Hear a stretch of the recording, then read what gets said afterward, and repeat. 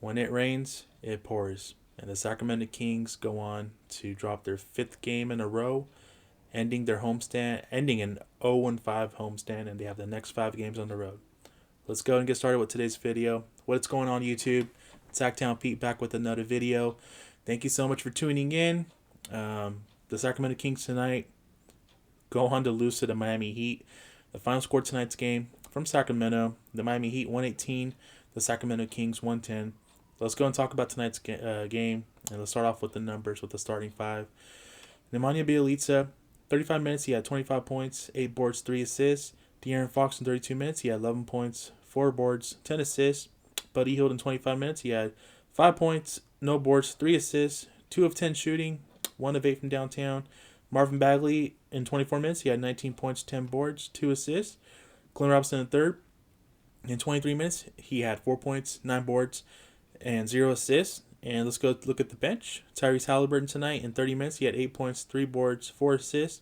Corey Joseph in 25 minutes, he had 10 points, 4 boards, 4 assists. Daquan Jeffries in 17 minutes, he had 17 points, 6-6 shooting, 5-5 from downtown. Hassan Whiteside in 15 minutes, he had 5 points, 6 boards, 1 assist, and 2 blocks. Kyle Guy in 9 minutes, he had 0 points, he was 0-3, all from downtown. And then Justin James in 5 minutes, he had 6 points and 2 assists. And the Miami Heat starting five: Adebayo in 36 minutes, he had 16 points, 12 boards, 10 assists. Jimmy Butler in 35 minutes, he had 13 points, 10 boards, 13 assists. Duncan Robinson in 34 minutes, he had 20 points, 2 rebounds, 3 assists. Kendrick Nunn in 31 minutes, he had 16 points, 3 boards, 2 assists. And Kelly Olynyk in 24 minutes, he had 22 points, 7 rebounds, 2 assists. So, where do I start with tonight? We just couldn't put the ball in the basket. Especially in the first half, I counted, I think there's 12, 13 shots in the paint that we had. Like, majority of them were bunny shots, wide open bunnies that we missed. And I got the vibe that this first half might just carry over into the halftime. It might just carry over in the second half. And guess what?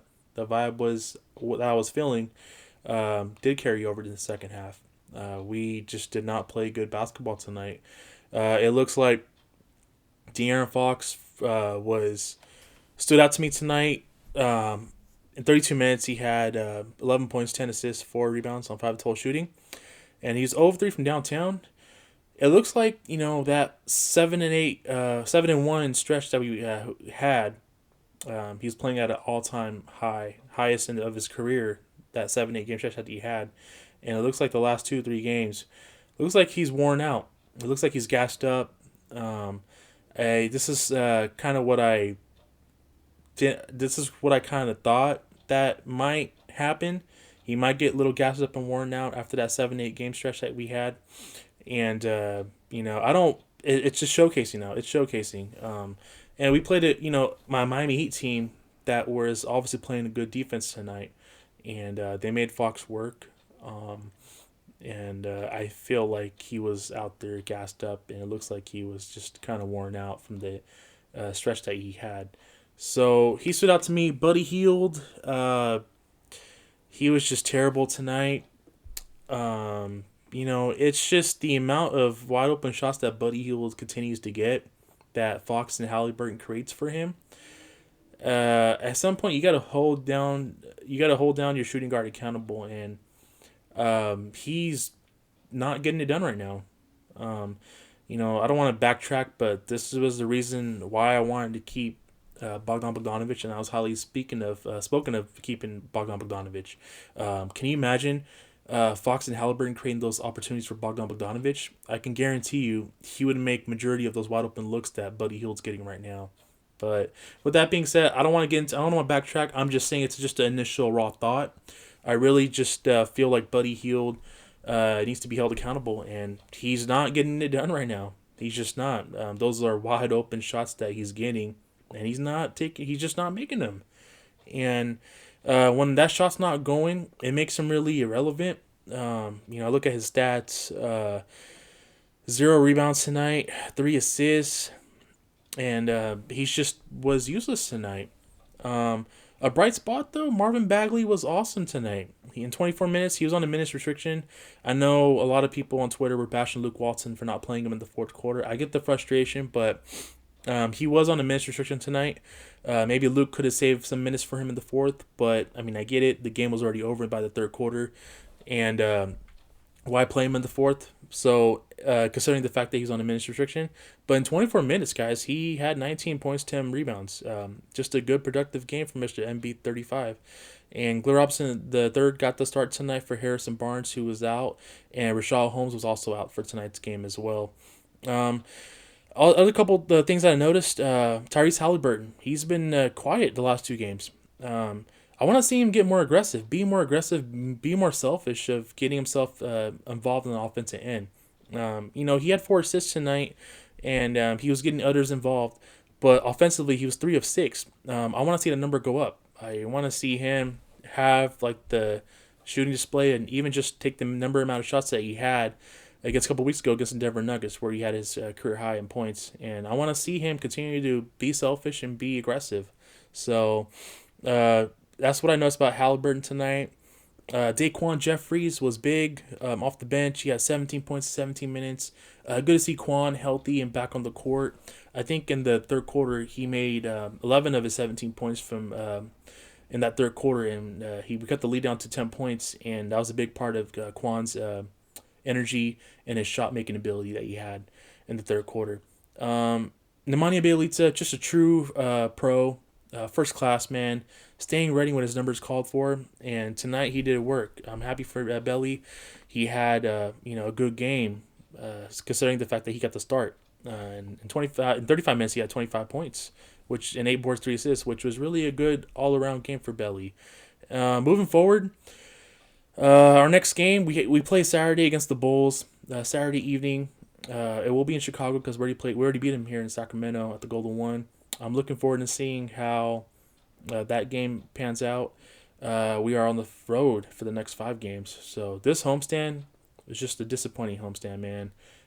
You can't go 0-5. And this tonight was really, the other night I said that allowing 27 threes was disappointing, but tonight was a little bit probably more disappointing for me personally, because last night you're playing against a team. You have 3 days off. You're playing against a team. I get it. They're the defending Eastern Conference champs. You're playing against them on a second night of a back-to-back, and then they went into overtime last night against the Golden State Warriors, and Curry and the Warriors did beat them in overtime. I felt like we could have just outrun them, but no, we just looked like we were that team that got outran. So it's just frustrating. Frustrating times to be a Kings fan currently right now. This season has just been a roller coaster ride.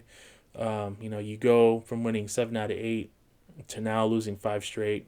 It's been an up and down season, man. And I really wanted the effort to be better tonight. I really wanted the shot making ability to be better tonight, but it wasn't. It just wasn't. And moving forward, all we can do is just hope and be optimistic that this skid snaps, this changes, and we have a good chance to snap the skid on Saturday night against the Chicago Bulls, who we should not overlook because they are playing good basketball right now.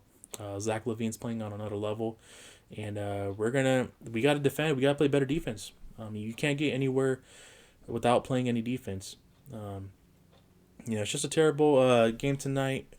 And I understand Harrison Barnes and Rashawn Holmes were both out, but even with those two were both playing, we still would have had our hands full because that Miami Heat team is really good, and they showcased that tonight. So, with that being said, let me know what are your guys' thoughts tonight's game. If you're new to my channel, welcome to my channel. Please hit the like and subscribe. I would greatly appreciate it. And the Sacramento Kings, man, there's just it's been a roller coaster ride with this team, man. Just don't know what to expect, should I say.